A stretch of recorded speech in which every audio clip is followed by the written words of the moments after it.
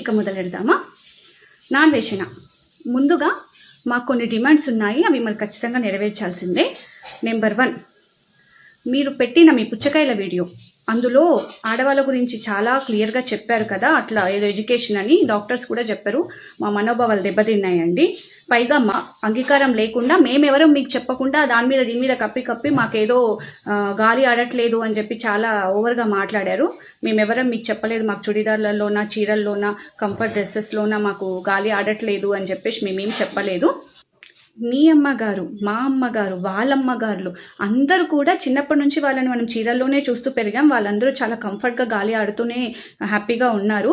So మీరు మాట్లాడిన మాటలు మా మనోభావాలను దెబ్బతీశాయి. కాబట్టి మీరు మీ పుచ్చకాయల వీడియోని డిలీట్ చేయాలి. ఇది నెంబర్ 1. రెండో విషయం, హిందూ అబ్బాయిలు రేపులు చేస్తున్నారా? హిందూ అబ్బాయిలు ఇప్పుడు మీకు ఫాలోవర్స్ ఉన్నారు కదా మిలియన్స్లో, మీరు పెద్ద ఆటగాడు అని పెట్టే వీడియోస్ అన్ని, ఎవరున్నారు మీకు ఫాలోవర్స్? ఎక్కువగా యూతే ఉంది, మేమే ఉన్నాము, అబ్బాయిలే ఉన్నారు. మీరు ఎలా స్టేట్మెంట్ పాస్ చేశారు? కాబట్టి అబ్బాయిలందరికీ మీరు క్షమించమని అడగాలి ఖచ్చితంగా.